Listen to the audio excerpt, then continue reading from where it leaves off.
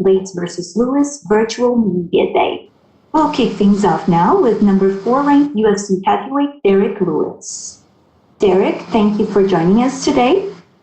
We'll take our first question from Jake Anderson with Stateside Press.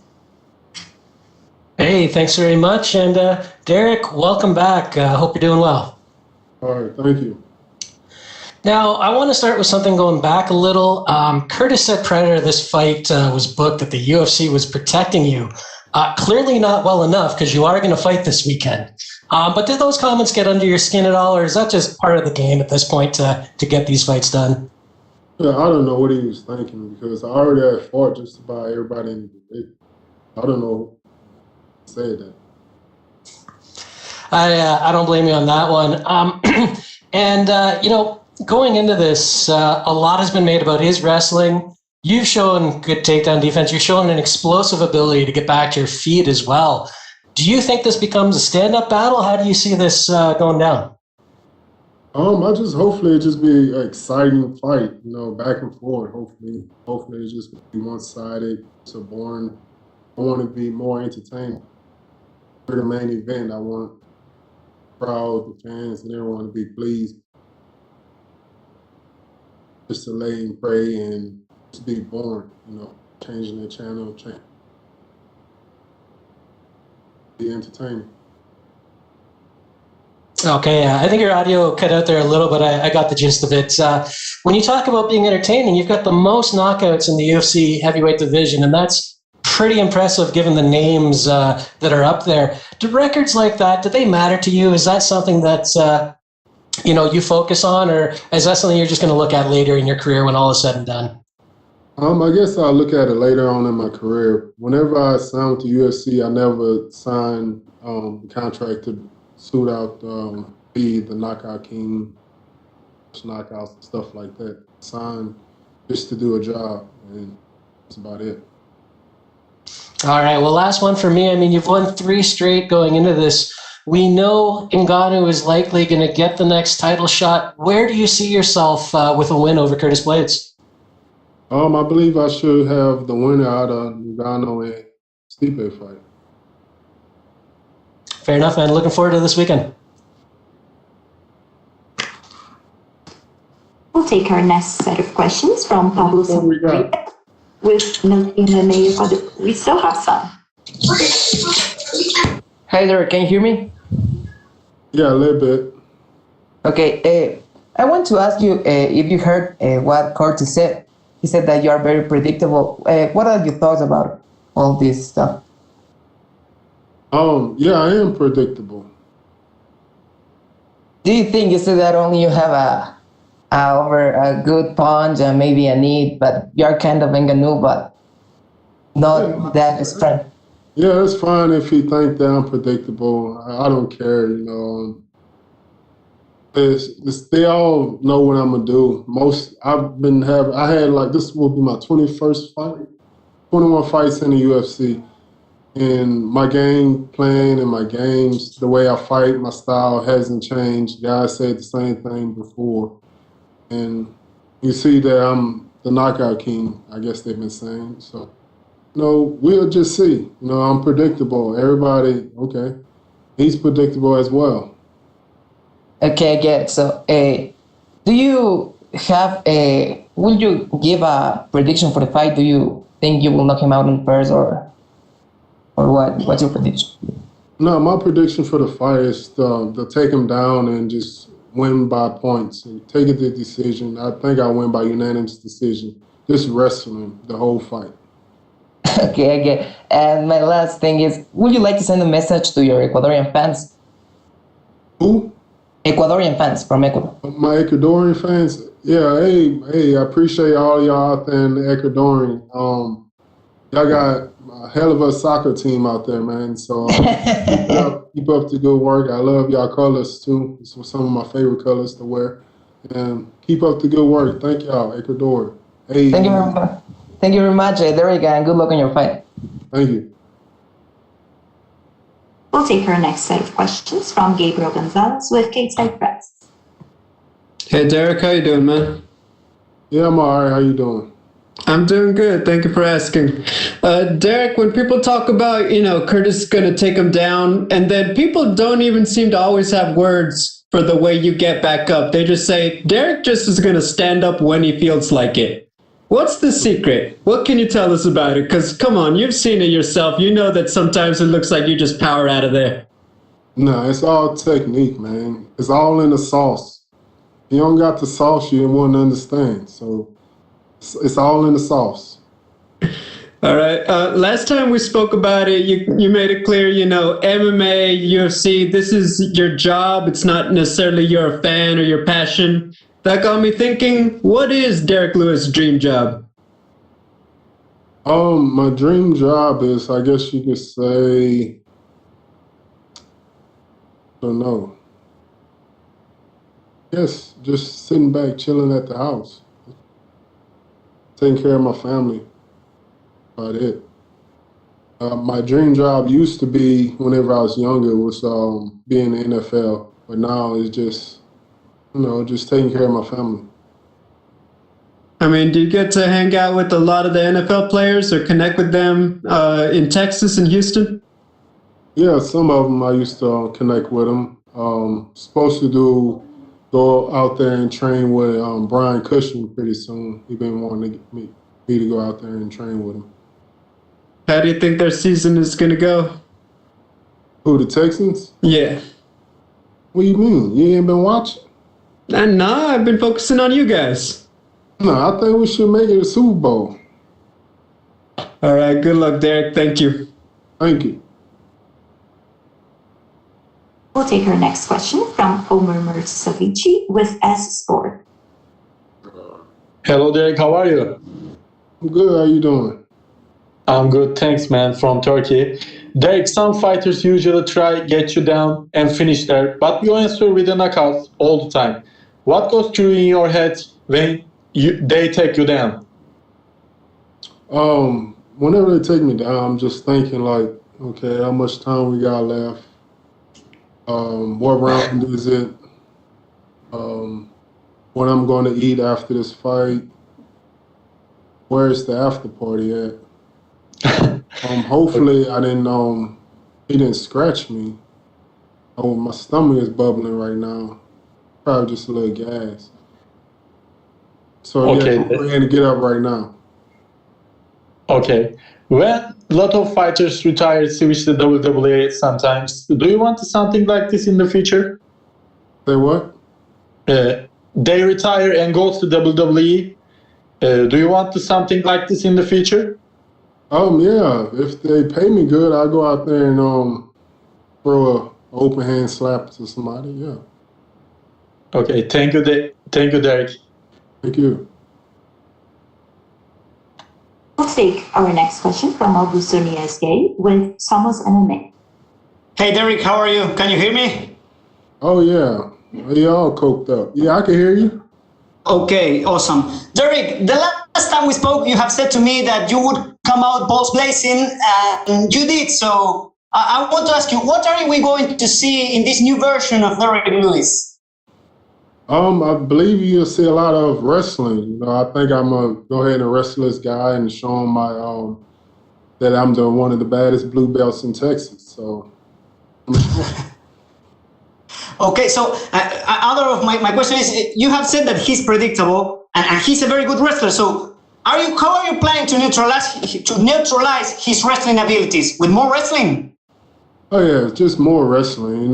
If you wanted the wrestling match, I'm sure he's not gonna try to take me down. So I believe that he feel like my weakness really is standing up because I'm so predictable.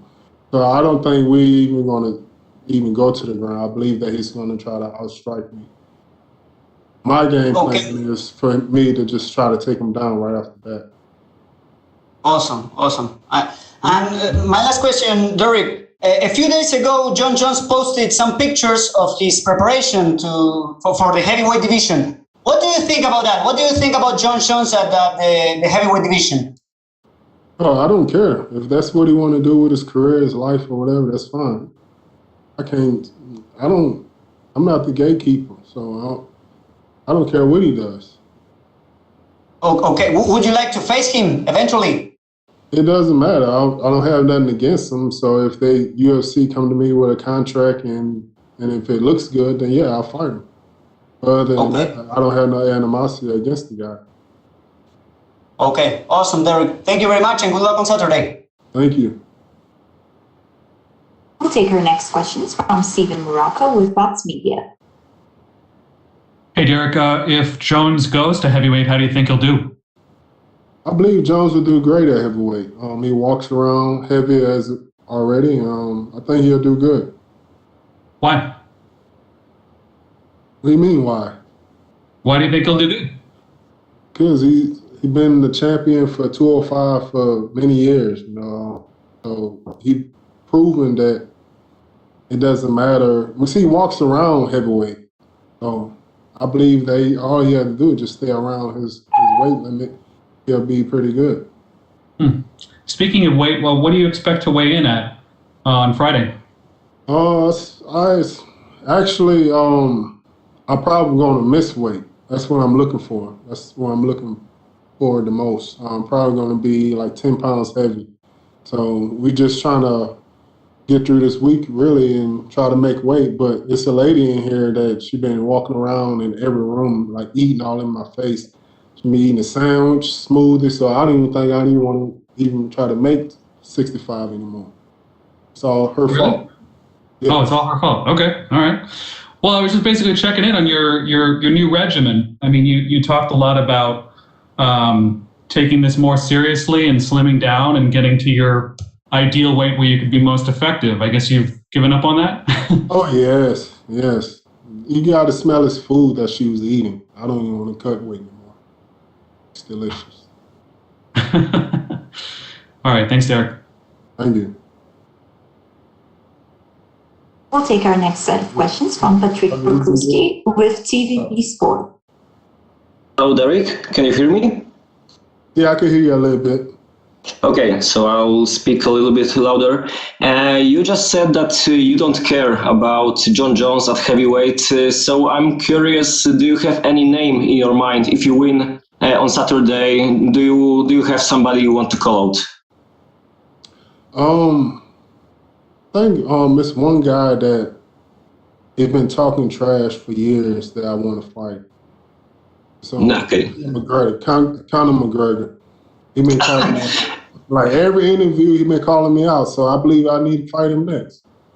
Okay, it makes sense perfectly. And the last one from me, you are loved by the fans also for your Instagram and your Twitter activity. Joe Rogan once said that you have the best Instagram in the game. I'm just curious, do you have any other fighters that you like to follow and that might just challenge you in this competition, like Darren Till or somebody else? I don't know, because this one fighter is this girl. I think her name is Rachael. Is it Rachael? And I don't think I can compete with her because I heard that she got a fans only page and it's out of this world. And so, I don't think I compete with that. I'd probably do a little fans only foot page and like show everybody my foot and get paid from that. But other than that, I can't compete with her Instagram. Okay, thank you very much and good luck on Saturday. Thank you. We'll take our next question from Danny Segura with MMA Jet. Hey, Derrick, just a couple of quick ones. Not so long ago, you posted a video where you kind of ran into, I guess, like a corner of your house and some bushes on your ATV. What happened there? Were you able to fix the house and sort of the front yard? A little bit of a scary situation there? Yeah, everything came out pretty good. My son, he still wanted to ride the ATV, so we rode it right after that. We just fixed the tree, fixed everything that is brand new now. Everything like nothing ever happened. Yeah, it was a close call, so I'm glad that he's okay. Nice, yeah, just making sure you were okay. And real quick one as well. You had a big pop when you fought earlier in the pandemic, telling people, encouraging people to wear masks and to sort of follow COVID protocols. The cases of COVID in the U.S. seem to be rising. I wonder if you have any message to the masses out there as far as, wearing a mask and following COVID protocols?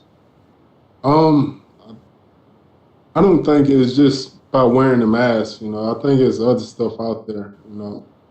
It's people really getting sick from it. 'Cause everyone is wearing masks. Everywhere you go, you see people with masks on. Mm-hmm. So I'm thinking that it's probably something else where people getting sick from. Maybe it's the 5G that they was talking. Maybe, yeah. All right, Derrick, appreciate it. Best of luck on Saturday. Thank you. Take our last set of questions from Kote Cruz with For the Win podcast. How you doing, Derrick? Good to talk to you. Oh, good to talk to you too. Thank you, man. I'm calling you from Santiago. I'm not coked up like my Argentinian neighbor, so you can be. Oh, yeah, you heard it. Yeah, I'm on the mellow side of things, man. I need some of that right now. Maybe we can talk after the fights, man. So, okay, just let me know where the party at. Yeah, Santiago, baby. We'll be waiting for you. Through social media and all that, you've had a number of encounters with Blaydes. Could you explain in your opinion, what do you owe this bad blood between you guys? It's just a typical crab in the bucket. One of those type of black guys, crab in the bucket. You don't want to see another black man making it in America. That's all it is. You're typical. Well, you have a lot of experience in the UFC, and you had your first opportunity to a title fight in short notice against Cormier in Madison Square Garden. Could you tell me how much did you learn from that experience, and in which aspect do you feel you have been the most evolved in? That right there, I really believe that I could have won that fight. That I was in one of the best shapes of my life, and I just wasn't that healthy, bad knee, and believe that I could have won that fight if I would have had a good training camp. I had a great training camp, but like being healthy, like going into that fight, I would have been up. I see. Well, a Turkish colleague asked you not long ago about moving to WWE at some point. I was wondering, what would be your finishing move if you were in the WWE? It's probably something like Rikishi, like a finish move like Rikishi or something like that. Yeah, I can totally see you doing that. What would it be called? But I just call it balls hot. Fair enough, man. Well, best of luck on the fight for this weekend, man. And I appreciate your time. Thank you for talking to us. Thank you. Thank you. That's all we have for you today, Derrick. Thank you. All right. Thank you.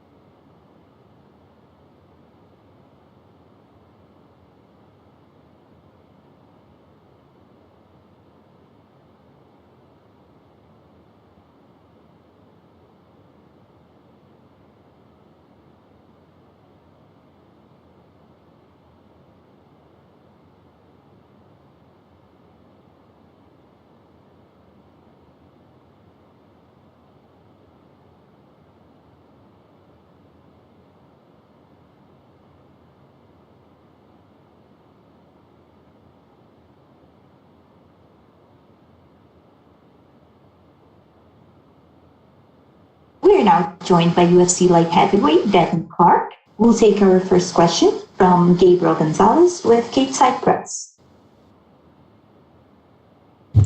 Hello, Devin. How are you? Good. How are you doing? I'm doing good. First question, can you describe what it was like to make the switch from Shamil to Anthony Smith in camp?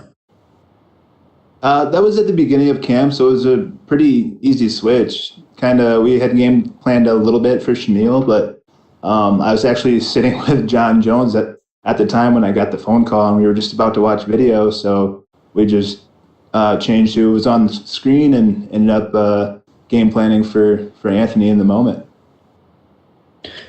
Obviously, you train hard for every fight, but this is a noticeably bigger name that they've passed you. Arguably, just everything about the matchup really does pay off even more for you if you win. Is there extra motivation? Like, do you find yourself, you are training just a little bit harder because it is a bigger name in Anthony? I was trying to train hard, but yeah, at the same time, it's a big fight for me, a life-changing fight. Something that will lead me to what I promised myself when I started fighting was the UFC championship belt, and this is one step closer. Beat Anthony on Saturday, and then that opens the doors for a couple of rematches that I have my eyes on with Blachowicz and Rakic, and just continue my journey to the belt. You talked about how you were there with John Jones. How much input has he had on things to watch out for with Smith? He always has really good insight, and everybody knows he's one of the best at studying people. So I've really looked up to him in those ways for game planning and stuff like that. He's always been a good mentor for that. My final question, I read about how this isn't just an important fight for you, for your career, but in your personal life and with your mother-in-law, and I'm sorry about that, and my condolences, but I just want to know if you could put into words just, obviously this is big for your career, but obviously what it mean to you personally with the holidays coming up. And it's super tough. The finish camp was super tough to just not pack up my bags and go home and hug my wife and my daughter and console them. And it's one of the toughest things I've ever had to do as a husband, as a father, as a man. It's super, super difficult time. But with that being said, my whole family, we're all in for this fight, including my mother-in-law before she passed. She gave me her blessing to go out there and beat up Anthony in the first round, finish him right away. And she wanted me to stay and fight, and that's what we're doing.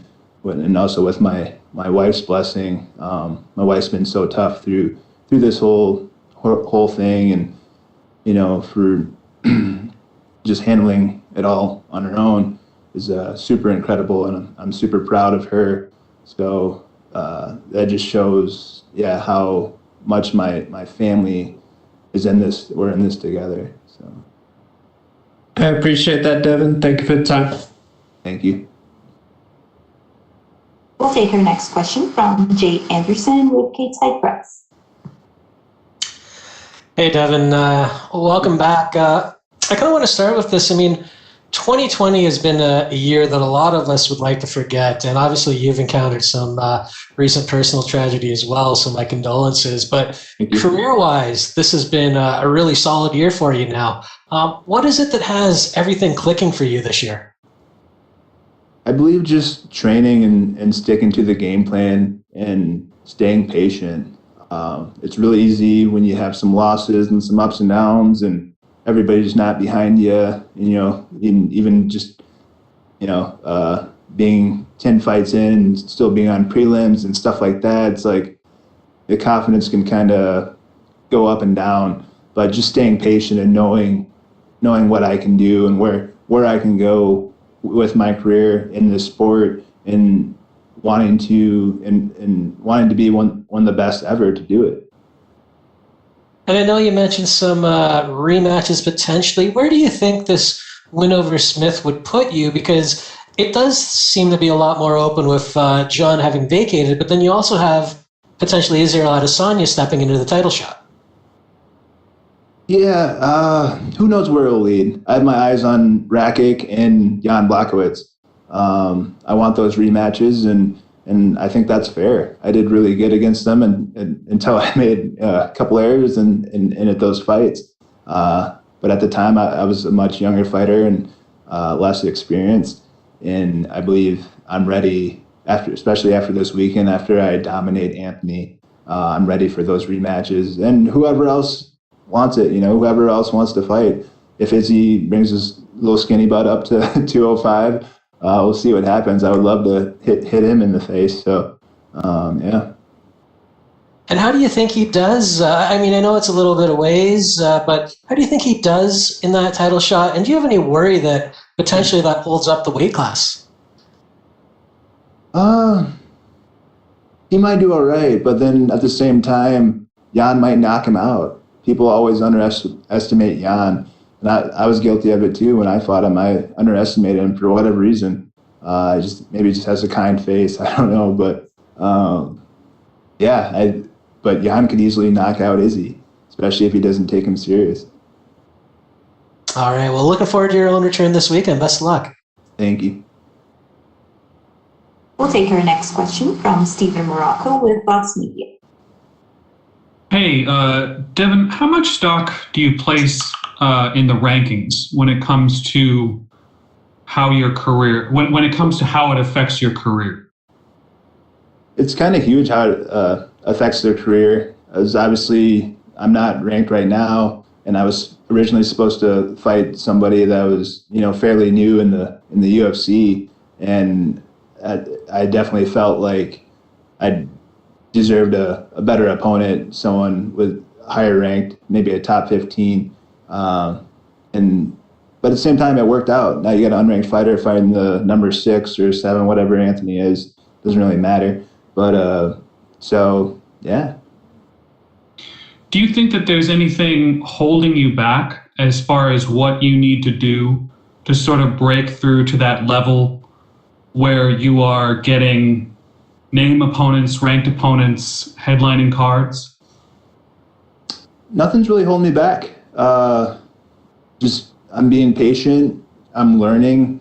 I've been learning this whole time in the UFC. I got signed to the UFC after 6 pro fights, and I was very green. So I've been learning this whole time. The last 4 years, I've been learning at the highest level. So I've been really patient in understanding that. And I'm going this year. This will be my 10th year fighting, period. And on that 10th year, your 10th year of doing something, there's usually a click. And I feel like that click's happening right now. As long as I stay focused and stay true to myself and what I can really do as an athlete, as a fighter, as a man.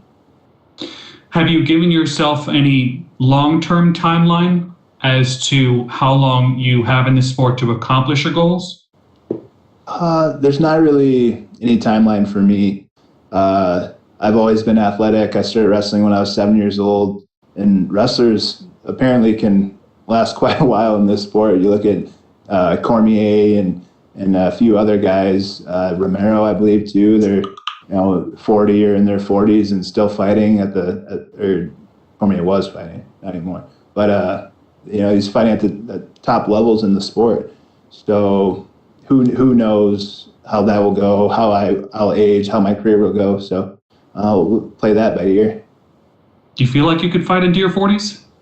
Yeah, I think so. I know I'm always going to be an athlete at something, and not just MMA. Olympic bobsled's on my list of things to do when I retire from MMA. So and stuff like that, utilizing my abilities and of being a great athlete. You'll have to tell me how Olympic bobsledding got on your list. Just because of my legs, I think someone realized the power of my legs and somebody brought it up at some point, and like that would be fun. And just to be in the Olympics was always a dream of mine. I wanted to do it in wrestling, that just didn't work out. So maybe bobsled will. I know it worked for Herschel Walker. So kind of just a fun thing. And also I'm big into powerlifting. I want to deadlift 1,000 pounds before I can't. So, especially after I retire from fighting. Are you doing any powerlifting with Jones these days? I'm not. I usually don't powerlift when I'm in fight camp. That's focused more on being lean, fast, and powerful, and just kind of keeping up with what we've built in the off season. So I do a lot of more power stuff in the off season, a lot more heavy weights in the off season. Gotcha. Thank you. Yeah. We'll take our next set of questions from Danny Segura with MMA Junkie. Well, first of all, nice mustache. Congrats on sporting that look. Looks great. Is this, I'm guessing, in support for Movember? Not at all. I just wanted to lighten my mood a little bit, and maybe a few others around me. So I put a mustache on, and I know my daughter got a kick out of it. She every time I FaceTime her now, she goes like this, like, "Oh, Dad, cut it." But I told her she could cut it after the fight. So, but yeah, just something fun to do. Nice. And as you mentioned, I mean, you've been waiting for this kind of opportunity and this kind of space, co-main event slot here in the upcoming card for quite a while. You've been grinding for some time. What does it feel like to kind of be getting the recognition, be getting these type of opponents and the placement in the card? It's here now. It feels great, and it's all up to me how I respond to it. For me, this is something this is supposed to happen, something I promised myself a long time ago when I started fighting. This would be my journey, fighting these big fights and getting into the title fights. And this is just on that road. It's on that road to the title. For sure. And obviously you're in a 2-fight winning streak. If you pick up another victory here, it'll be 3 in a row. And as I mentioned, co-main event slot. Do you think that a win here automatically puts you in the title mix? Do you think you'd be right there among some of the other top contenders? I mean, it probably should. Anthony came off a title fight, 2 fights ago, and so yeah, it definitely puts me in the running there. And I want my rematch against Jan Blachowicz. I had a pretty decent fight against him until I made a mistake, and it's. Yeah, I've been patient. I've been learning and growing, and this is where we're at, and it's time. For sure. And lastly, for me, you mentioned how you feel like, everything's clicking right now and everything's sort of, you're in a groove right now. What exactly signaled that? How do you realize and how do you know, okay, there's something different going on, the tides are turning? What kind of feeling does that bring, and what exactly signals it, if you can pinpoint it? Well, my last fight against Alonzo ended up breaking my face, and that changed a lot of stuff for me. That took a lot of fear out of fighting for me. I grew up wrestling, and getting hit in the face is not my favorite thing, or wasn't my favorite thing. But now, after that fight, I'm leaning more towards wanting to be punched in the face, wanting to feel that broken feeling and overcoming a hard situation, just being comfortable, being uncomfortable. And it's something that I almost crave now, good or bad. That's where I'm at. And that fight helped change things for me. For sure. All right, Dan. Well, I appreciate the time, and best of luck on Saturday. Thank you. We'll take our last set of questions from Augusto Niesque with Summits MMA. Hey, Devin, how are you? Can you hear me? Good, yep. Okay. Devin, you have been talking about Adesanya trying to get into the light heavyweight division. So I want to know your opinion as a fighter of the division. If Adesanya finally comes up, who deserves the next title shot against Blachowicz? Izzy or Glover Teixeira?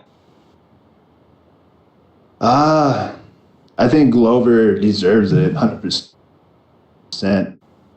But I think if Izzy decides that he wants to do that, they'll probably give him that. That's a big money fight. It's a big fight. But Glover definitely deserves it. He's been grinding. He's up there in age too, and he's looking really good right now. Okay, I get you. And talking about your fight, do you think the experience will play a factor on the fight? How are you planning to neutralize that aspect of Anthony Smith's fight game? Anthony's experience? Yeah, I don't know. I got experience too, so it's whatever. Fight's a fight. It's a fight. And which type of fight do you imagine on Saturday? What are going to be the keys for your victory? Just me being aggressive, pressure, moving forward, and hurting Anthony and making him break. Okay, awesome. Thank you very much. Thank you. That's all we have for you today, Devin. Thank you. Thank you.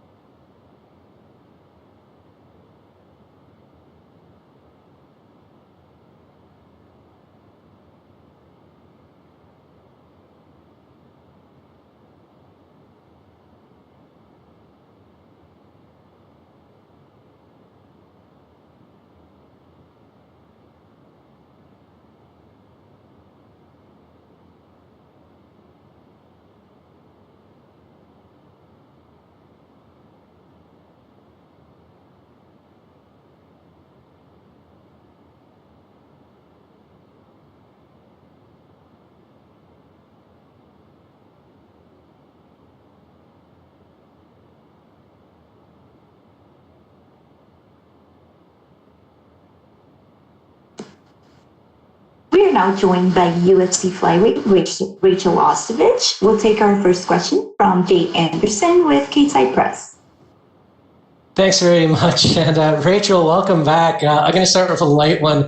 Derrick Lewis said his Instagram cannot compete with you, but he's going to open an OnlyFans for his feet. How do you think he'll do? You know what's funny? I just finished talking to him in the next door over. So that's really funny. I'm going to have to ask him about that and get, the discount codes for all of that. So you're on board with it. Cool. On a more serious note, welcome back. It's been a crazy year for everyone, for yourself in particular, because there's been the pandemic, the time away, the USADA suspension with the tainted supplement. I was wondering if you could just give us an idea of the roller coaster that you've been on. Oh man, this roller coaster did not stop. There was no end game for this one. Just right back into this fight game. Feels nice. I feel, really refreshed to be here.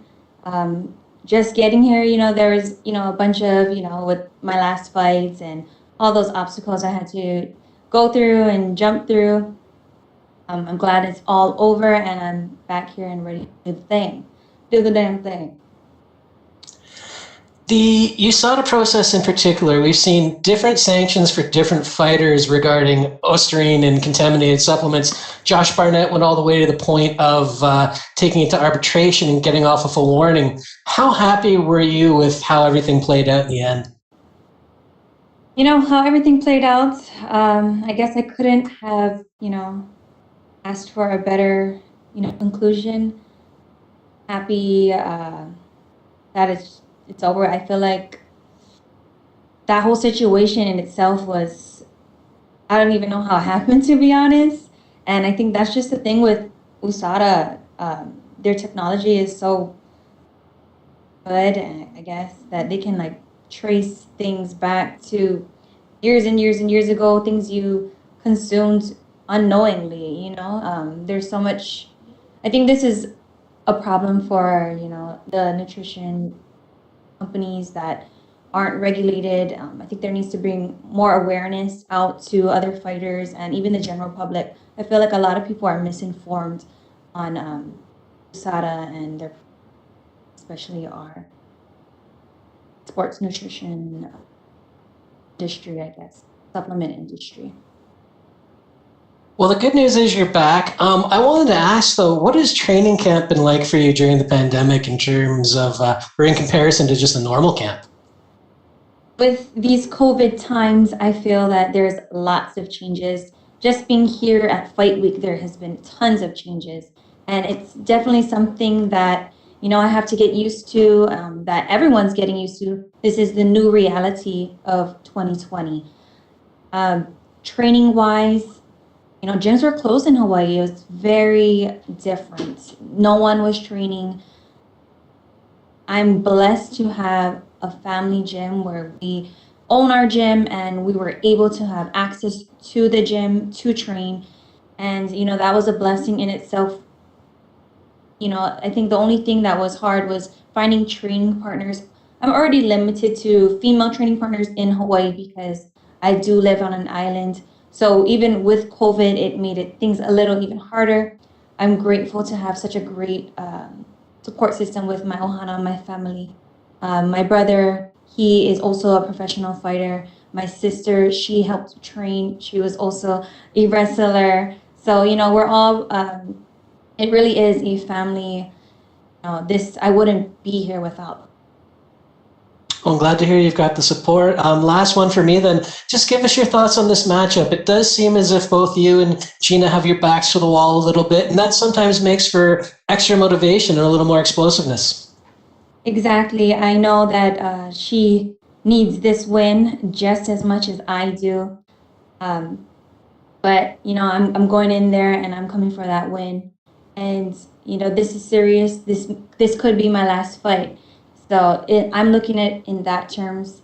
I've had a really great, despite the COVID and all the circumstances, I've had a really great training camp.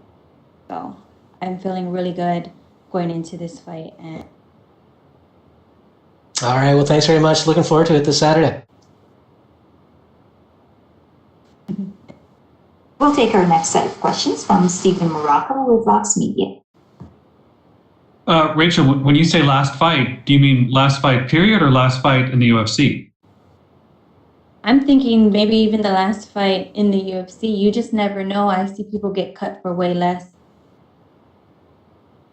How does that change the stakes of things for you? How does that feel coming into a fight after such a long layoff? Coming into a fight after such a long layoff, there is, that ring rust theory. I think that my mind is strong. I feel that I'm focused and I'm ready for this fight. I know that stakes are high for me and for Gina, and that just makes it even more entertaining for a really good fight. Is there anything you'd like the world to know about your situation with USADA in terms of how things played out and your level of responsibility and what happened? Honestly, the whole USADA situation is behind me. I've put it in my past. I forgot about it because when it happened, honestly, I was caught by major surprise. I'm a panic girl, I hardly even take supplements, period. So it just didn't make sense to me. So, I just had to roll with it and just, keep being positive and keep, jumping those hurdles of, these fights. And, I thank the fans. I thank my family for still supporting me and being on my side regardless. So, it is what it is. And I think that as far as, with USADA and that there's a lot of I get a lot of negative comments from people. I feel like a lot of people aren't educated with the supplement industry on how they are not regulated. So I feel that if people were more, aware of how things work with the supplement industry and with USADA, there would be a better understanding. And even for me, I take responsibility at the end of the day, and I'm more aware. I look at everything now, like, does this have this label on it? Does this have a label on it? Like cough drops, nope. Like, can't even go to Jamba Juice, drink their protein drinks, It's come down to that. So I've, something I never thought I'd had to worry about, I worry about now, and I'm a lot more aware of it. So that's that. What was the supplement or supplements that caused the positive test? Do you know? I believe it was Ostarine. So what was the actual supplement that you took, like the over-the-counter name? I don't know. Wow. I kind of don't know. A lot of times what they do is they just, you send them whatever you might have, took or digested, or what you may have ate, and they make you like jot it down, like, what was your food diary? What did you eat from this? And to go back and think maybe 2 months ago, what did I eat on this day, this day, this day? It's almost impossible. I think I'm not a fan at all of the whole thing. I do appreciate that they keep the fighters safe, and there's no steroid use, but there is like fine lines where they need to just make some changes too. The last one for me. What do you think? Oh, I'm sorry. Last one for me. What do you think of Paige Van Zandt's transition to bare knuckle boxing? I think that's great. If that's something that she wants to do and that's something that she wants to pursue, then I support her. Is that something you've ever considered? Someone has reached out to me to do that. I think even before, maybe like 2 years ago, they reached out, and that's not something that I would want to do at the moment or even in the near future. I love where I'm at, and I want to stay here. Thanks. We'll take our next set of questions from Omar Mortzavici with S Sport. Hi, Rachel. How are you? Hi, I'm good. How are you? I'm good, thanks. What kind of mental preparation did you come this weekend because you lost too much? I'm sorry, what was that? What your mental preparation in this weekend because you lost your last match too much? Mental preparation because I lost too much? Losing is a part of life. A loss isn't a loss unless you are not learning anything. I've learned from every single fight. I learned from every single win. I think it's all about your mindset, and my mindset is strong. I'm ready for this fight, and it doesn't. My record doesn't make or break me at all. I know who I am and what I possess. Yeah, thanks. You have a lot of fans in Turkey. What would you say to the fans in Turkey? I want to thank my fans all over the world, especially in Turkey. I appreciate you guys standing by my side and supporting me. It doesn't go unnoticed. Thank you. Thank you. Thank you, Rachel. Next question is from Jim Barcelone with the Miami Herald. Hey, thank you so much. I'm curious, with all that's being said and all you've been through, how appreciative are you to be at this point where you're getting another fight with UFC? And even at a time, did you think like, oh my gosh, this may not happen? It's funny you asked that. I kind of went through this whole fight camp, even this fight week, very positive, very focused. But at the same time, I was like, is this going to happen? Is this really going to happen? Is something going to pop, another USADA test or, COVID test or something? Like, you just never know in 2020. So my guard is up, but I'm ready for it all. How do you feel about the MMA game today and your involvement with it? You said this might be your last UFC fight. You don't know.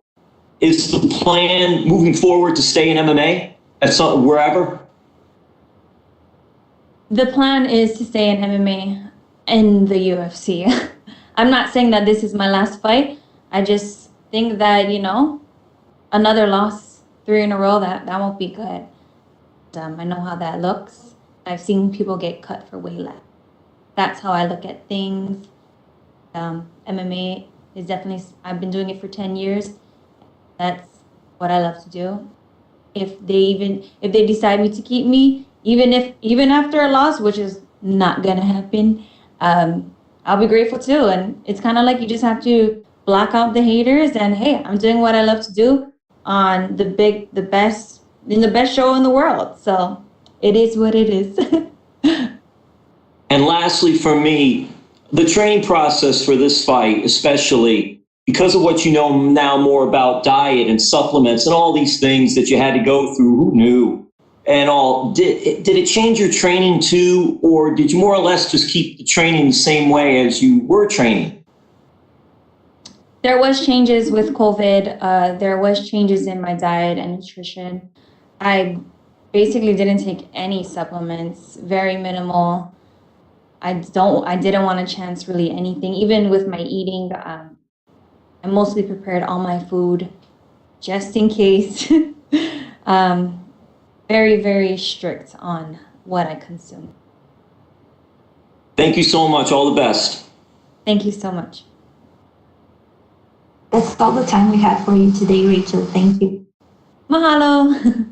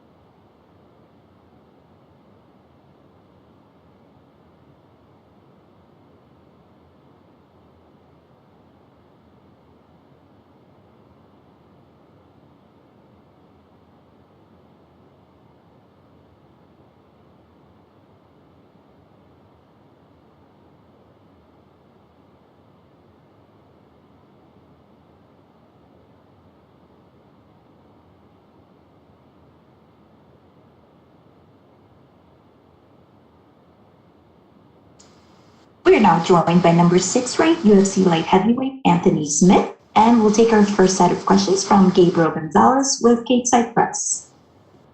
Hello, Anthony. How are you? I'm good. How are you?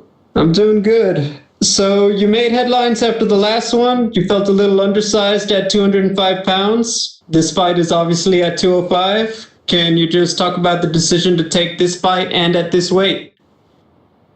One of my biggest qualities and one of my worst qualities is I'm very honest with you guys, and I answer the questions that you guys ask right away without thinking about it. So obviously initially I was having some issues, at least thinking about what weight class I wanted to stay in and whether I wanted to go down or if I wanted to get bigger or whatever. And that was just my thoughts in that moment. Obviously after getting home and thinking about it and considering cutting back down to 185, I immediately remembered how bad that was.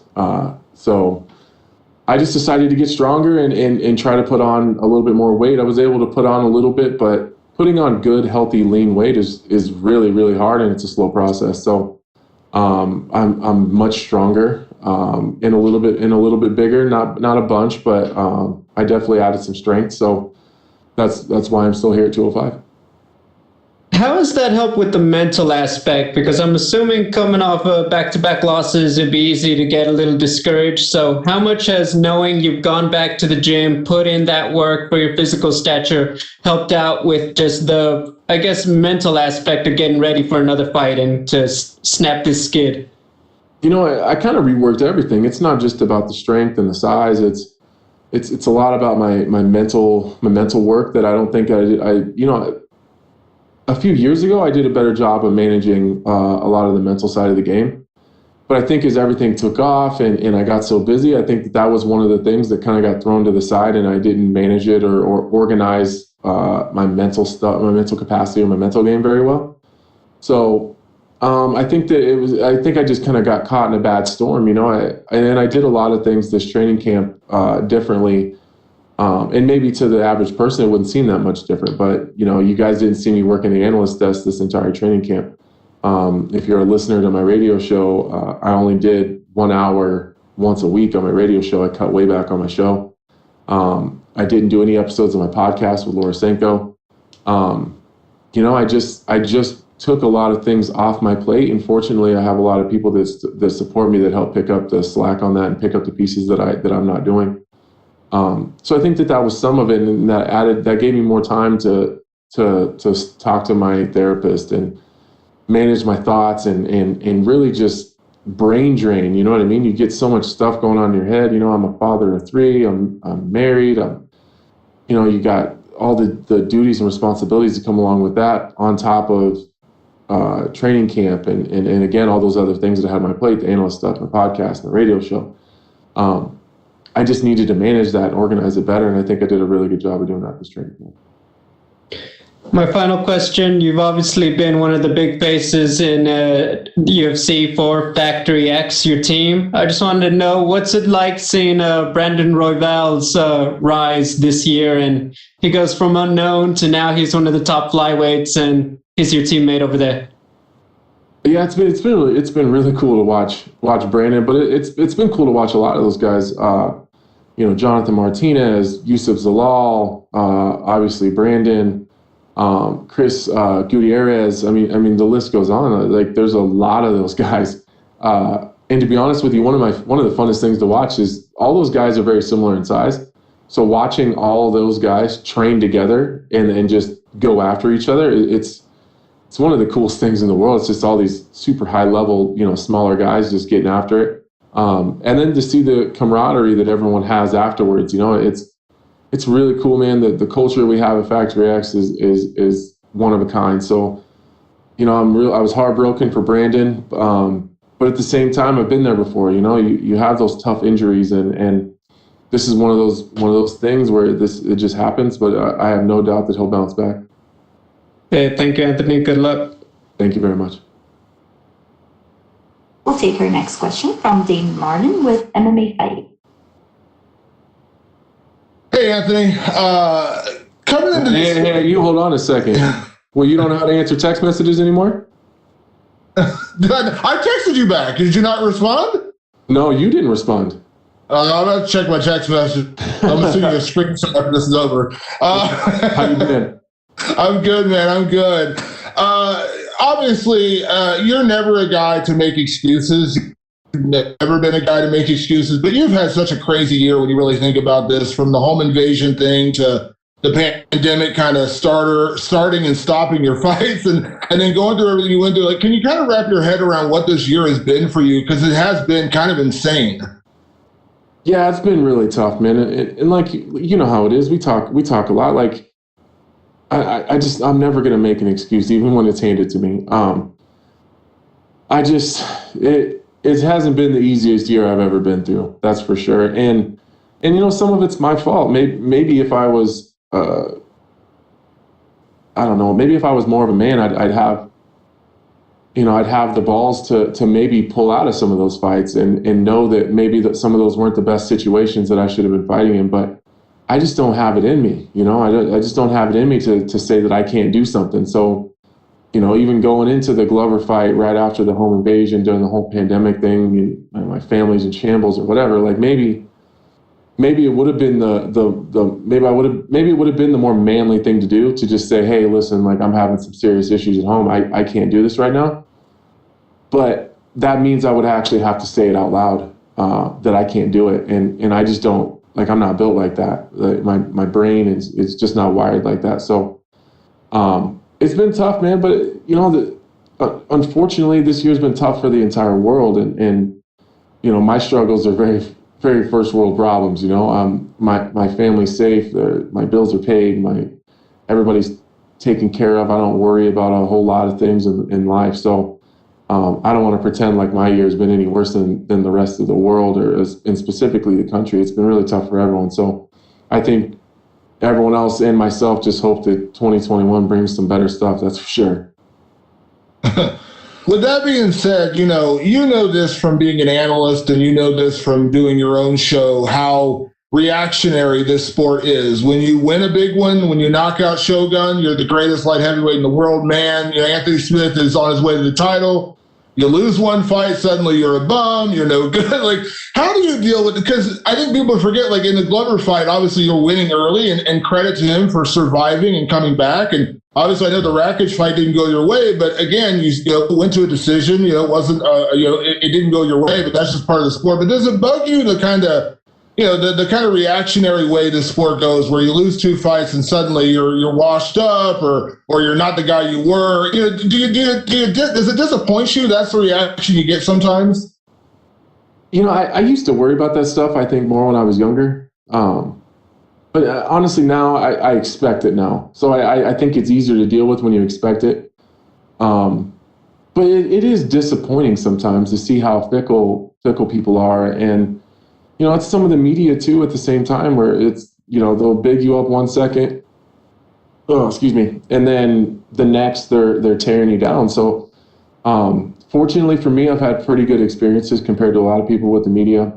But I think that's just part of the game. And it is crazy to me, like watching team sports like football or baseball or whatever, like even when teams are doing really, really bad, like people still stick with their team, you know, like I have friends that are Jacksonville fans, and it's like, well, how is that even possible? You know, it's like, but every day they're flying their flags and they're pumping up their team. And it's just like, sometimes I wish that the MMA fans were a little bit more like that, but our sport is very different. So I do get it.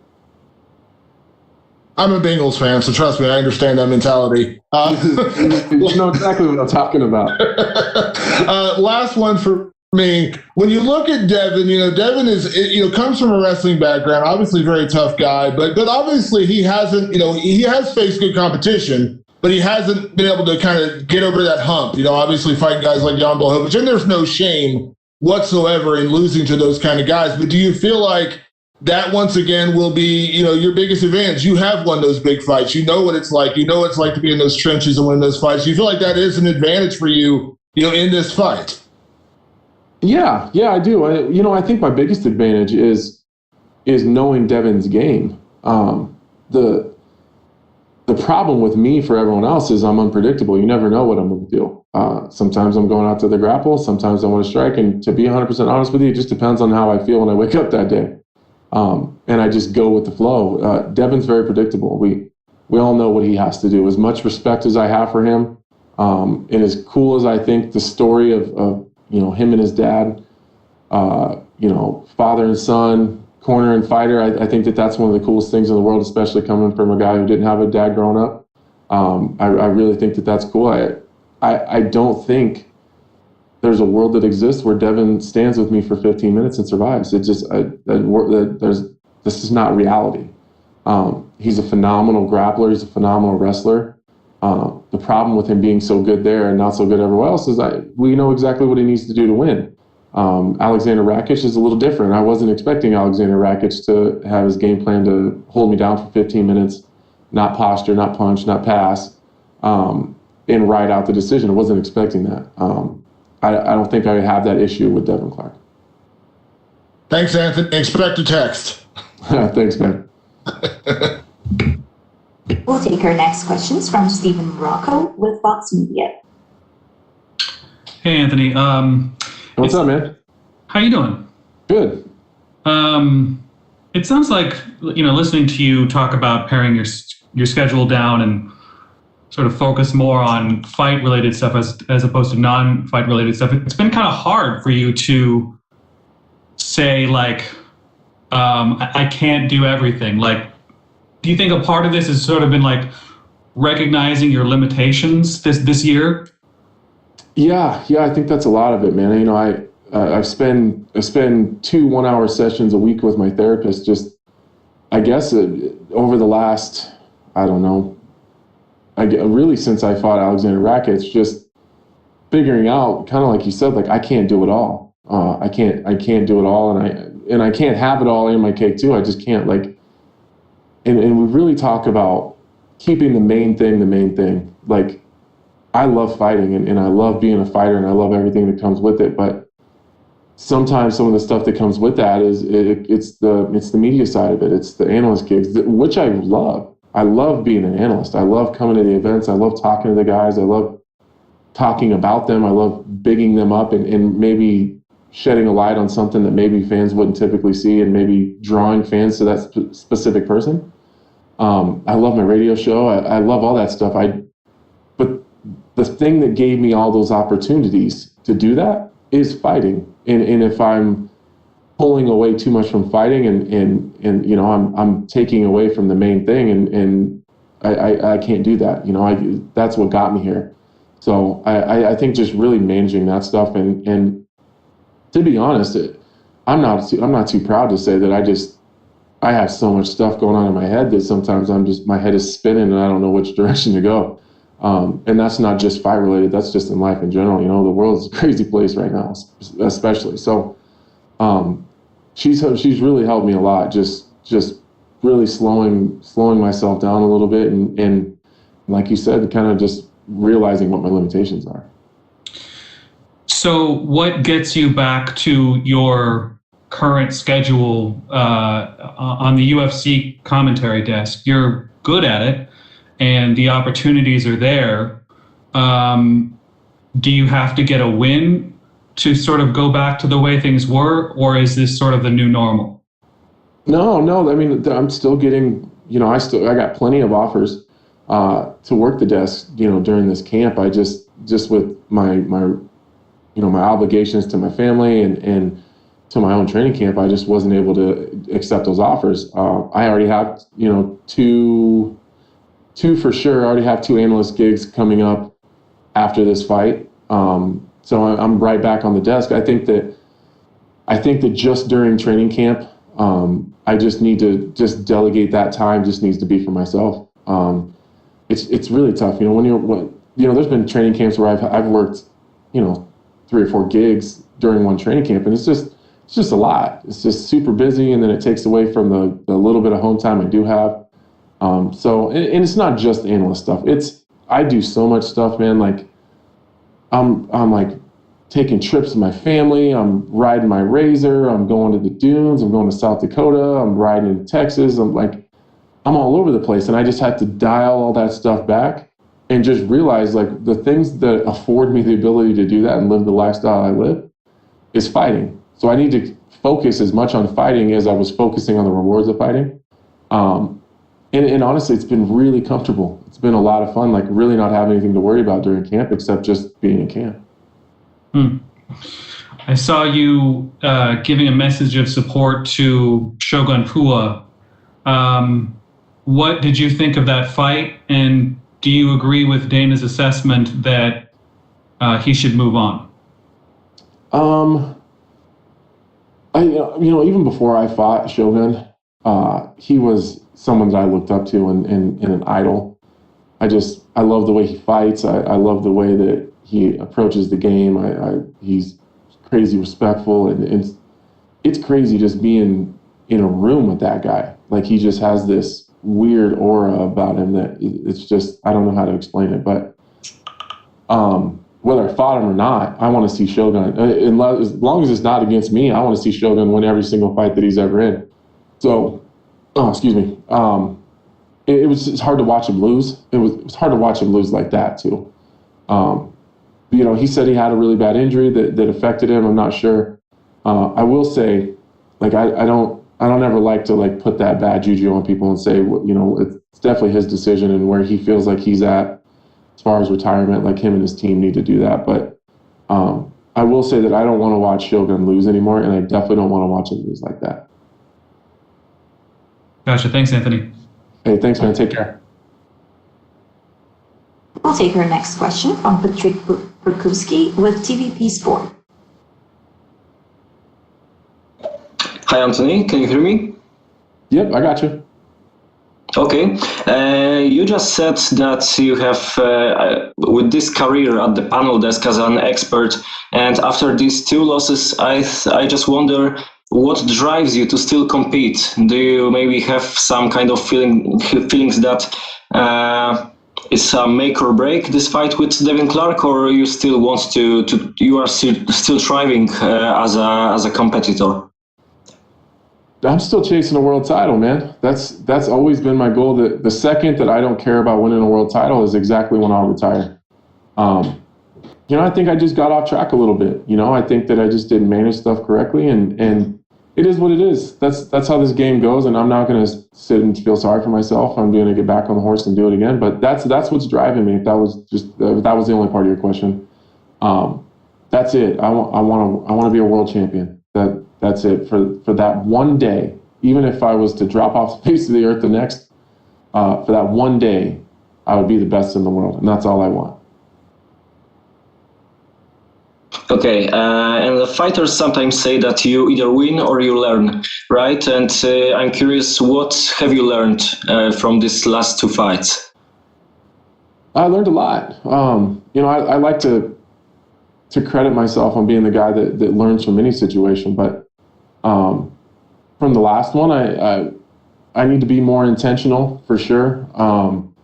I think I have so many fights, and you know, if you combine my professional and my amateur career, I have like 73 fights. So, and I'm 32 years old. So it's a lot of fights, and not that, you know, since I was 17. So I think that I get too comfortable in there sometimes, and I get really lackadaisical, and I think that I've pulled out so many late fight finishes that I just bank on like, all right, I'll just hang out here for a minute, like I'll figure it out eventually. And sometimes I don't. So I think that we spent a lot of time this training camp just being intentional and not conceding. Sometimes I do concede positions with the intention of figuring it out as we go. And I think that's, I can't think of the last time I was in a position or anywhere in a fight that I was uncomfortable or worried. So I think that that's a big issue that I had to deal with this training camp. So that's probably the biggest thing. And just slowing it. I think I went the wrong direction. Like the Glover fight, I started off really fast and hot, and then I tried to fix that problem by coming in slow and lethargic, I guess, against Rakic, and neither one of those things fucking worked. So we have to just, I don't know, find a middle ground somewhere. Okay, and speaking of championship, we know that Izzy Adesanya might come up and fight for the title, and he just said that he's not going to play the game that many fighters that go up are doing, like bulk up, put the muscles and put some extra kilograms, and he said that he's not going to do that. He wants to fight, he wants to compete and to be at the same size, more or less, right? That he is right now. And you, as a former middleweight, I wonder, what do you think about this strategy? I mean, that's essentially what I did. I've gained, I don't know, maybe 3 or 4 pounds. To be honest with you, I've gained 3 or 4 pounds in the last 2 fights, but I'm about 15 pounds lighter competing at light heavyweight than what I walked around at when I was a middleweight. So when I was a middleweight, I walked at like 230. Now I walk around at about 215, fighting one weight class higher. So I don't have any problems with his idea of moving up and doing that. Okay, and if that fight happens, what do you think? How will it play out? Izzy and Jan? Yeah. Oh man, I don't know. That's a crazy interesting fight. I think the size issue is definitely there for Izzy just because Jan is such a big dude, but Izzy's fast, he's accurate. I don't know, that would be a fight that I would have a lot of fun working just because it'd be fun to really dive deep into those two guys' styles and try to figure out what I think is going to happen. But honestly, just sitting here right now, I have no idea. Okay, thank you, Anthony, and good luck on Saturday. Hey, thank you. That's all the time we have for you today, Anthony. Thank you. Thank you.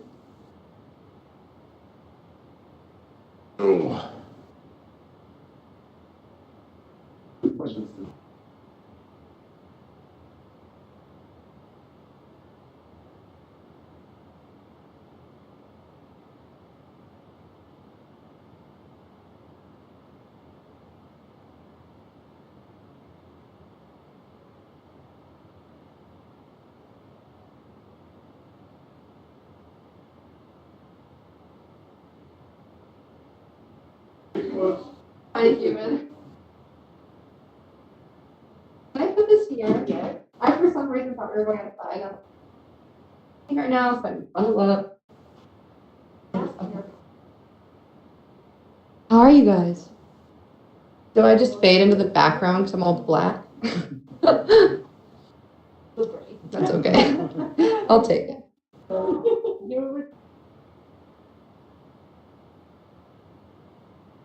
Okay.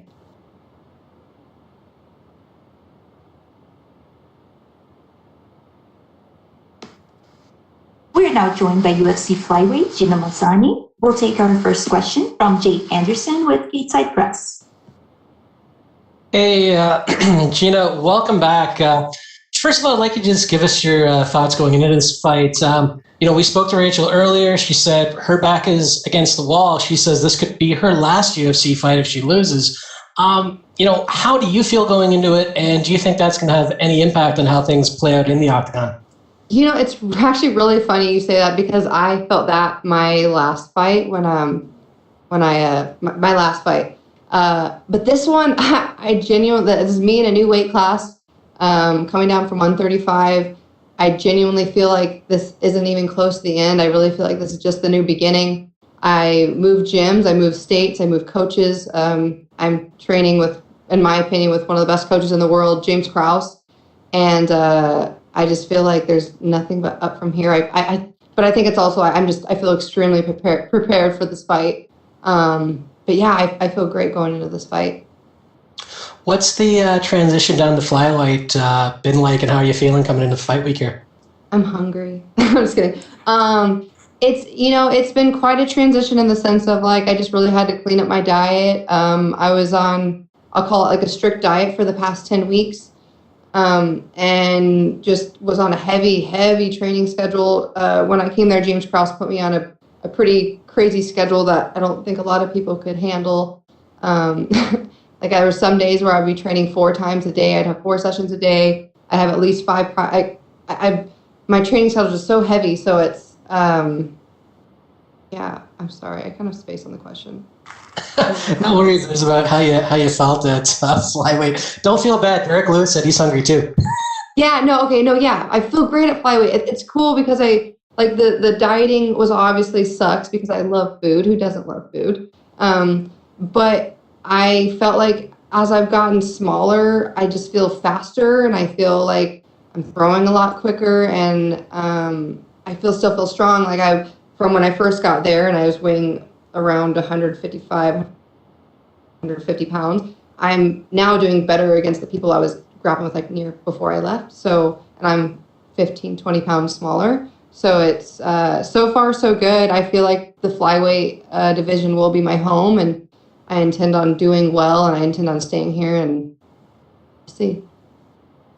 And I just want to talk about your camp a little. You hinted at it a bit with James putting you on a tough schedule, but how do you prepare for an opponent who's been out for well over a year like Rachael has been?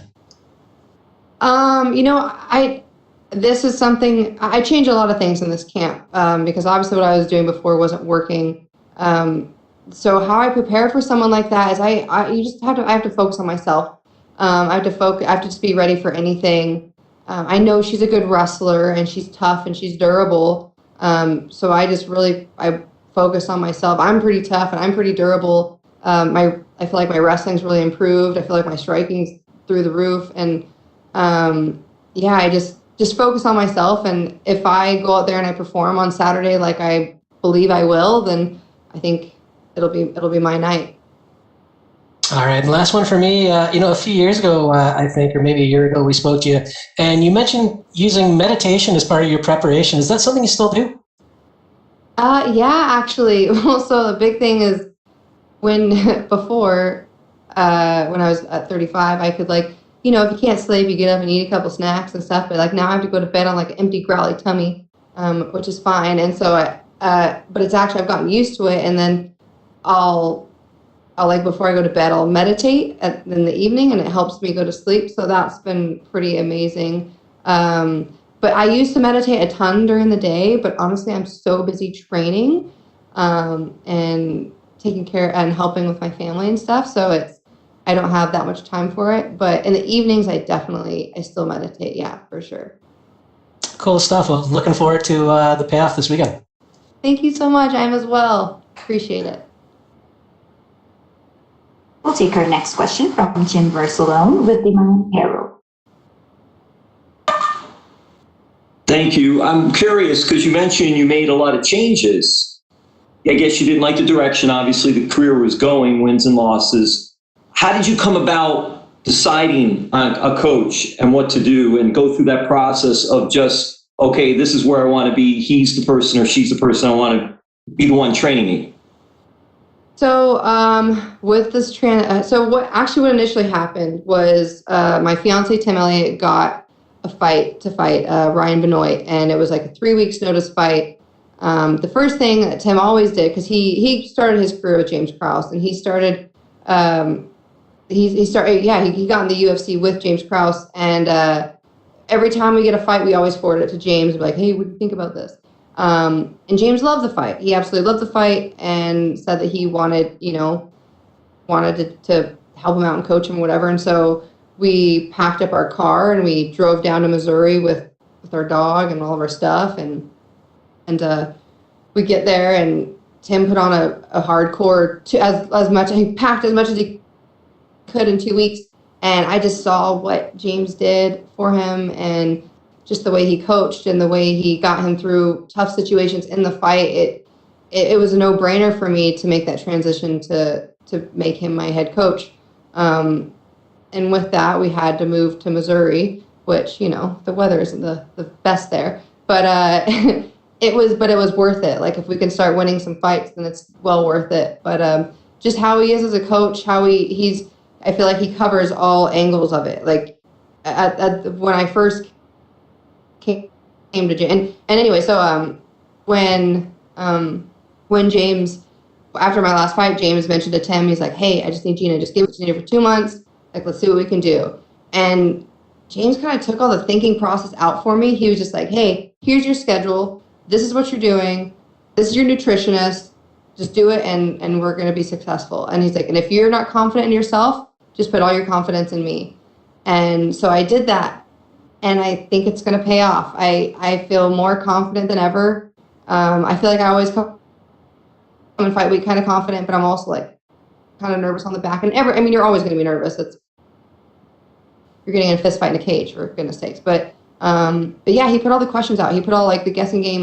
Anytime I was having a freak out mode, he would call me. I never had a coach just call me and put me on the spot, and talk me off a ledge. And he's been fantastic. So yeah, a lot of big changes, and honestly, wasn't easy. I would call it definitely my hardest fight camp in my entire career. But like I said, I think it's going to be well worth it. You mentioned moving to Missouri. You're from Alaska, so it can't be that bad, right? Come on now. Well, okay. Yeah. Well, weather-wise. Yeah, but I'm also dropping weight class, so my bear fat is going down. Oh. But it's really not that bad. Missouri, Kansas City, it's beautiful. And the people there are fantastic. Like, my team, I'm so grateful for my team. I feel like I'm going to this fight with, not only just me and my man and my coach, but, my whole team's behind me. that's such, it just feels, everyone's cool there, that Midwest love. It's, yeah, Missouri. It's great. All right, thank you much. All the best. Thank you so much. I appreciate it. Our next question is from Dane Martin with MMA Fighting. Hey, Gina. You mentioned, going down to flyweight for this fight. Obviously, that is a weight cut and things like that. Did you ever feel like undersized or overpowered at all at bantamweight? Because you do hear that a lot from fighters who make the weight cut. They say, wow, I never realized like how much I was giving up by fighting in a bigger weight class.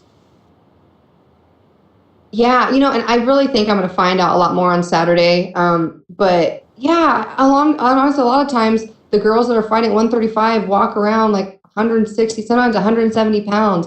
And for me, when I was fighting at 35, max I'd walk around 155, 150. And then like with the training schedule I was on, like my weight just started coming down, and James Krause told me to make the decision to go down to 125, and so I did it. But I felt like I'm only 5'6" on a good day, so all the girls in 125, like this is the first, I don't remember the last time I fought somebody shorter than me. Like to me, that's so cool. I'm really excited about that.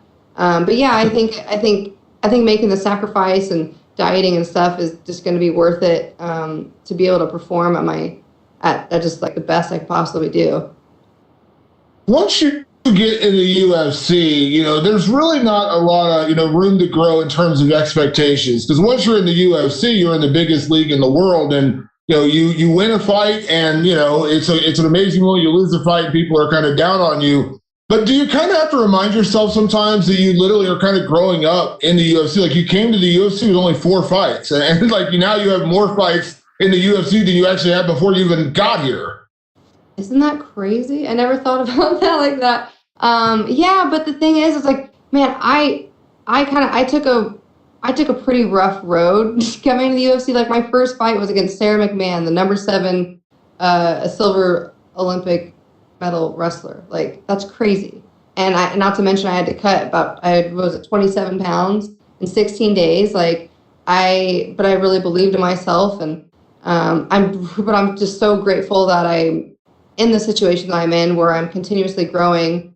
And honestly, today marks 3 years ago since my last UFC win, when I fought in China. So this weekend is like super special and really important to me, because I haven't given up. The goal stayed the same. I fought in like smaller shows like King of the Cage and stuff since I got fired the last time. But I just never stopped. And I just never stopped coming forward. So I'm cool with growing up in the UFC, and I'm grateful that they have me. I'm grateful that they still want me. And I know that this weekend I'm going to show that this is why they want me, and this is why I'm still here. I'm happy to be here, and I'm grateful that UFC still wants me, because I still want them. I know you talked a lot about working with James, and James is a very humble guy. He rarely talks about himself in terms of like his coaching and things, but we see the results coming out of the gym. And I know, I'm not trying to ask you to say bad things about your former team and where you worked at Extreme Couture and places like that, but do you feel like finding James as a head coach is maybe like the difference maker in your career? Because you hear that from a lot of people who work with him, that he is that kind of coach, even though he doesn't tout himself like that. You'll never hear him say he's like the greatest coach in the world, but you hear from his students that he is like one of the greatest coaches in the world. James is fantastic. And the thing is like everybody's different, and everybody needs something different. First of all, I'm a female. Females, like, we have emotions and we cry, and like I'm a little bit of a head case, I'll admit it, and that's okay. But the thing is that a lot of times coaches and people don't want those problems, because there's other people that are in Vegas that are, down to fight, down to make weight, but they're a lot less maintenance. But I was a little bit more maintenance, I'll admit it. But James is up for the challenge, and that's what I love about James, is that he knew what he was getting himself into, and he was stoked about it. And I think the product that he's producing with me is turning out successful. Is going to be successful. But yeah, I love my guys, Extreme Couture, and I was at 10th Planet, and all them. But I just needed a different coach, a different support system. It just wasn't cutting it for me. But like now I feel more prepared than I ever have. But yeah, I think he's a great coach for me. But like I said, everyone's different, and some people don't want their coach, calling them at 8:00 at night when they're freaking out, or some people don't want their coach holding them accountable for missing a practice. Like James will hold you accountable, and he will call you out. Like he holds me accountable, and that's what I need. Last one for me on that side. We talk a lot about the physicality of this, cutting down weight, working with your new coach, working with your new team, but mentally, it sounds like you're in a really good place, working with James and having this kind of positivity. Would you say mentally you're really strong going into this fight? Yeah, and like I said, like I always try to come into fight week confident and, mentally strong, but then there's always those like butterflies in the back. But I feel like before my butterflies are in the back with like little knives and being like, oh, you're so nervous. But now my butterflies are like, okay, like we just know that we're going into a fist fight. And I feel like a big part of it has to do with like I'm surrounding myself with people who have been in similar situations that I'm putting myself in. It's like James knows that it's what it's like to be nervous. Like Tim knows what it's like to be nervous for a fight or to compete. So it's I feel really mentally good for this. And God, it feels so good, and it's almost kind of scary how good I feel. But then again, my fiance reminds me all the time, like, hey, remember what you put yourself through for the past 15 weeks. In the past 15 weeks, I was on this crazy schedule that James put me on. The past 10 weeks, I was on this crazy diet that my nutritionist put me on, Tyler Minton. And, well, not crazy, but like, I just was very strict, and I held myself accountable, and I did everything they said. I literally prepared. I prepared in every way possible. So it feels good. It feels good when you know that I can look back and be like, I didn't cheat anything. I didn't, I didn't eat ice cream on the weekends. I didn't go out partying on the weekends. I was 100% just true to myself and trained my butt off. And you guys are going to see on Saturday all the work I put in. Thank you, Gina. Thank you. We'll take our next set of questions from Gabriel Gonzalez with Stateside Press. Hello, Gina. You've kind of touched on this pretty much throughout this interview, but I want to ask it. With the situation when you came back, because you took the fight with Julia on short notice, it was obviously your comeback fight to the UFC. You'd been cut recently. Just what are the emotions that you go through with that? Because obviously, one is short notice, so you do get a bit of leeway, but still, you're looking to make this your second run. Can you just talk about the emotions you went through for that? Oh man, where do I start? So when I first got cut from the UFC, I didn't really know I was cut for about 6 months. My current management at the time didn't let me know, really. And then I signed with Iridium with Jason House and sat down with him and talked to him about it. And he told me just to get on some small shows, and then we're going to get back in there. It's probably a short notice. It probably won't be ideal, or it might not be ideal, but, we got to do what we got to do. So anyway, so that happened. I took the fight with Julia, and I really thought that would have been a good fight. And I got hit with the body shot, and it wasn't my night.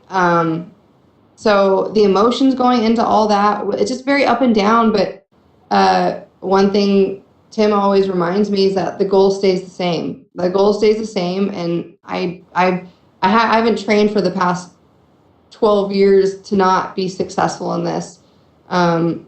It's been a lot of emotions, and especially dropping to 125 has been kind of crazy for me and really tough on me, my body, and like mentally. And but now coming into fight week, I feel prepared. I feel mentally prepared. I feel durable. I feel tough. I just feel ready. And so it's one of those things where it's like you look back and you're like, man, I don't really regret working my butt off. I don't regret that. However, I would have regretted if I would have just partied or, like went like this with my fight career. But instead I took this as an opportunity to make up for my losses and all the times I cried and was upset. So there's a lot of emotions, but it's all worth it. I'm grateful for everything that's happened.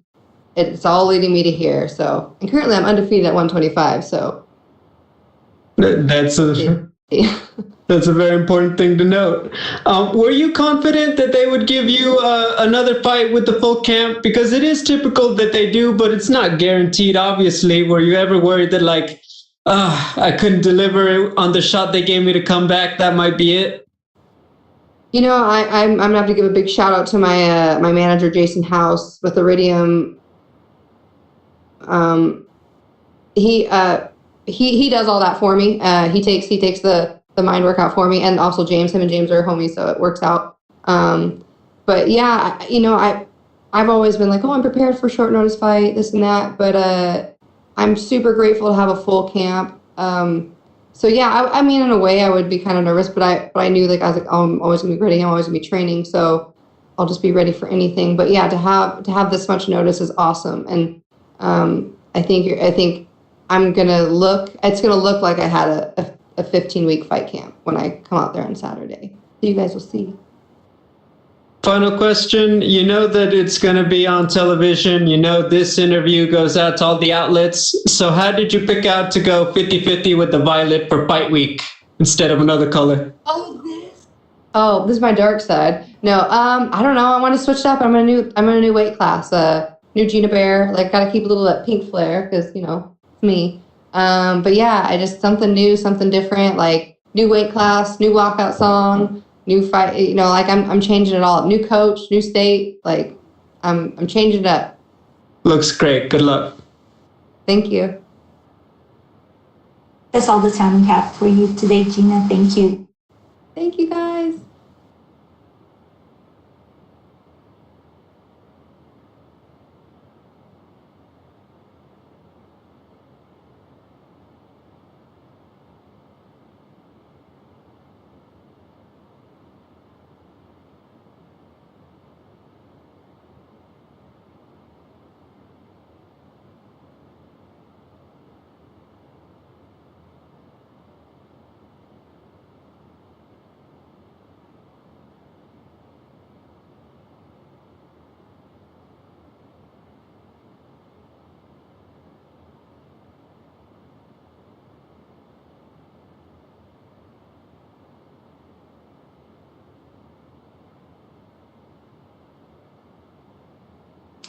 We are now joined by number 2 ranked UFC heavyweight Curtis Blaydes, and we'll take our first set of questions from Gabriel Gonzalez with Gateside Press.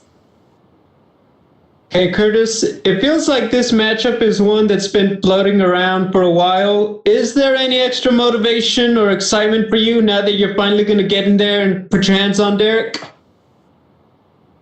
I'm just as excited as I would be any opponent. I'm always happy to get in the octagon and run a performance and earn another paycheck. So it's just like another fight for me. I am happy that I have one. Gotcha. After the last fight, you were very honest about, you know what, it may not be the popular decision, but I'm going to fight the way I'm going to fight, and I'm going to be the heel. I mean, you could tell us personally, how did fans react to it? Did they kind of push back, or did they like the fact that you were so honest about what you were going to do out there? Reviews were mixed. Some of the fans enjoyed it. They enjoyed the honesty, and then we're like, hey, we don't want to watch you wrestling. So it was mixed reviews. I don't care, to be honest. Talking about the heavyweight title picture, you win. It's obvious that you're up there, but I don't have to tell you, there's obviously a lot going on. Very simply, do you see yourself waiting for a title shot, or do you think that you're going to end up being busy in 2021, belt or no belt? I think I'll be waiting. Win this fight, I'll be 5 in a row, and I think that should be enough for me to warrant a title shot. My final question, I know earlier in the year that you had said some stuff that rubbed people the wrong way about the women's fighters, specifically Rachael Ostovich. She is on your undercard. Have there been any awkward run-ins or anything addressed with that? No, I'm way over that. I'm an adult. I have adult things to worry about. Care about that. Thank you, Curtis. Good luck. We'll take our next set of questions from Jim Barcelone with the Miami Herald. Yeah, thank you, Curtis. And just how are you feeling going into this fight and your preparation for this fight? Did you have to do anything different just dealing with the pandemic, or was it just business as usual with training? I feel great. My body feels great. Mind feels great. And yeah, the camp was, it was a little different because of the pandemic. Sometimes the gym wasn't open. Sometimes didn't have guys weren't available, but we made it work, and I feel like it was the best camp we could have possibly had. Who did you bring with you for this fight? My usual cornermen: Vinny Lopez, Cody Donovan, Austin Hubbard, and Zach Ponga. And Curtis, you're known also, I guess, for trying other things. Did you ever consider going against Yamamoto in a sumo rematch? Yeah, I actually enjoyed that. That was fun. I think me having the experience of already trying it earlier this year, I think doing it again, I would do a little better than I did the first time. You have the experience under your belt now, so to speak. And then lastly, too, in doing other things, I know your focus is on MMA and fighting, obviously. But when you're talking about doing other things like sumo wrestling, is pro wrestling something that you might consider later on down the road? I never even thought about that as an option. Yes, if I'm retired from this sport and they want to offer me a decent amount of money to just pretend to wrestle, yeah, I'd do it. Well, you have a good look for it, too. You're a good fighter as well. Thank you much. We'll take our next questions from Omer Murtzavici with S4. Hey, Curtis, how are you? Fine, sir. How are you? Yeah, fine, man. Thanks. You almost beat everyone in the division, and you lost only Francis twice. If you beat Lewis, who is in your mind on your next fight? Whoever's got the belt, I think I should be I think Francis should be fighting Stipe for the belt, and whoever's the winner, that's what. Okay, thank you. Thank you so much.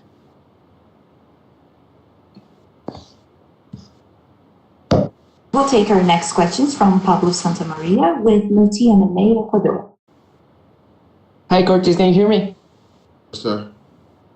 Okay. What are your thoughts when you hear that to Derrick saying that he's going to out wrestle you? What are your thoughts when you hear that kind of stuff? I think that's comical. Yeah, for him. I think he just says it because he knows you guys are going to just talk about it. Okay, so it's your second fight on the pandemic. So what was any difference between your first camp and this one?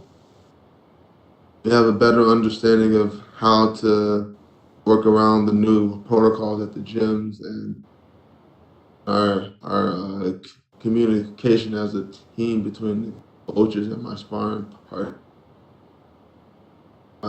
All the coaches together, we just have a better communications. We've been able to adapt a lot easier. Okay, and my last one, what's your prediction for the fight? If I win, I don't know if it's first, second, third, fourth. I didn't be a split decision. I don't know, but I will win. Okay, would you like to send a message to your Ecuadorian fans? Appreciate you guys watching and those that support me. all the support, and those who don't like me, here. Okay, thank you for your time and good luck on your fight. We'll take our next question from Jay Anderson with Cateside Press. Hey, thanks very much. Yes, yeah. Can you hear me? Yeah. I'm not sure what that was either. So, Curtis, you said ahead of this fight that the UFC was protecting Derrick, and I'm just curious now that it's here. Did you actually feel that way, or was that more of an attempt to get the fight done, to get it signed? I mean, yeah, I'm not one of those guys who just says ridiculous stuff just to get press views.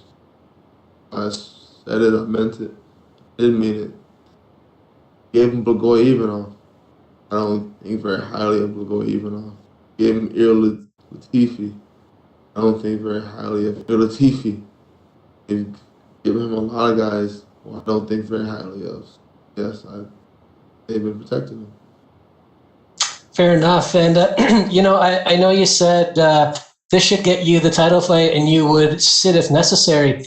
Is there any worry that the arrival of John Jones to heavyweight could see him jump the line and then potentially you're looking at, a year layoff? Yeah, that's a possibility. I know it's very plausible, and guess we'll cross that bridge when we get to it. I don't waste any of my brain cells or time just projecting on things out of my control. It could definitely happen, and there's nothing I can do about that. So, with that in mind, then, how important is it to make a statement in this fight with Derrick? It's not. My job is to win. Even if I hit Derrick with a flying armbar, if the people want John Jones, people are going to get John Jones. There's absolutely nothing I can do. It's out. All right. Fair enough. Thanks very much for your time. We'll take our next questions from Damon Martin with MMA Fighting. Hey, Curtis, coming out of the last fight, you're a guy who goes out there and wins by any means necessary. I think is the best way to say it, whether you have to out-grapple somebody or knock them out like you did to Sanchez, whatever it is. But do you enjoy kind of being the spoiler a little bit when people, you get upset about you go out there and wrestle and things like this, but you are a tremendous wrestler? Like, do you get a little smile just like playing that spoiler, like Derrick Lewis, a guy who likes to go out and get big knockouts, this kind of things, like playing that spoiler to Derrick Lewis? Like, do you get a little bit of excitement about that? I mean, yeah, a little. It's fraction. The biggest thing that gives me a smile is getting my hand raised because I know I'm getting a win bonus. Then I guess, yeah, a very, very small part of the smile is I know a lot of the people would have preferred Derrick to knock me out. That didn't happen. So, yeah, a little bit of the smile. Majority is because I like winning, and I don't, like you just said, I don't care how. I don't understand why it makes people that I use my wrestling, but that's not my intent. Intent is just to take the path of least resistance, and me using my wrestling because I'm a very good wrestler. There's always going to be the resistance. Not taking the attention away from Derrick Lewis, but when you look at the division as a whole and you look at your wrestling, do you feel like that is always going to be your greatest weapon? Because when you look at the heavyweight division, there aren't a lot of high-level wrestlers. Obviously, you are Stipe, is a Division I wrestler, but again, a different kind of thing. But do you feel like that's always going to be your biggest weapon? Because until somebody can stop you from doing it, then your job is to take them down. Exactly. Having the wrestling in my back pocket is having the wrestling in my back pocket is always, it gives me a lot of confidence because I know I can strike, I can play your game if that's what you want to do, but if anything goes bad, I can always take you down. So I think I'm I'm always going to rely on that. Even as my hands have grown and they will continue to grow, I think one of the biggest reasons that Cain Velasquez isn't here right now in the sport is because he listened to the fans and he fell in love with his hands, and body broke down from all the wars he did not need to have. He could have easily taken guys down at will, but he chose to stand and bang. His choice, good for him, but his body paid the price. My wrestling plays a major, major part in my plans for my longevity. I don't want to be an old, broken down man in 10 years because of stand-up wars I gave to fans who won't care about me after I retire. Do you feel like that's, kind of what gets lost in the conversation here, because everyone loves a big knockout. We always talk about it with heavyweights. It only takes one shot, but you're going out there and fighting a very smart fight. And we do see wrestlers get away from it. You see wrestlers fall in love with their hands, and suddenly it's like you never see them go for a takedown anymore. Do you feel like you've learned the lesson from, Cain or other wrestlers who you've seen kind of fall into that pattern? You've kind of learned from their mistakes, and you don't want to make those same mistakes. Yeah, I've learned from Velasquez. I've learned even from Ronda Rousey. I know she wasn't exactly a wrestler per se, but she's a grappler, very, very dominant grappler. Her advantage in that department, I think, was always going to be pretty big. I think she allowed herself to be talked into one of the fans' her hands when she could have armbarred girls for another 2 years and added on to her legacy, but she wanted to strike with Holly Holm, which bad idea, and get head kicked. Last one for me, Curtis. Going into this fight, I know you said, you're going to win however it takes you there. If you have to be a 5-round decision, it's a 5-round decision. But if you do get Derrick Lewis down to the ground and you put him on his back, do you feel like it's going to be hard for him to survive 5 rounds with you on the ground? I know you actually said, you told me before, you were actually really impressed by Volkov, the way he was able to survive on the ground with you. But do you think Derrick Lewis has that same kind of ability?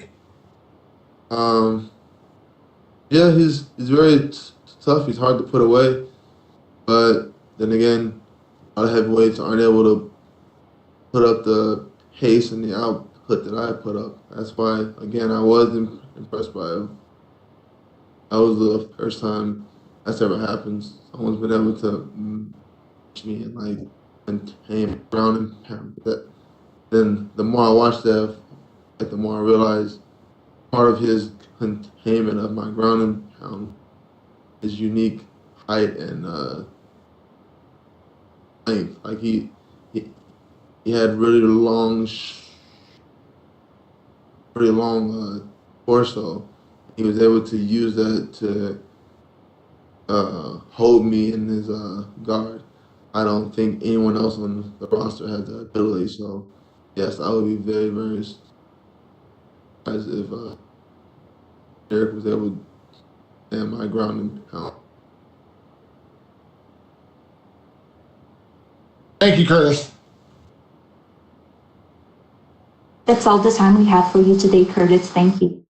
Thank you.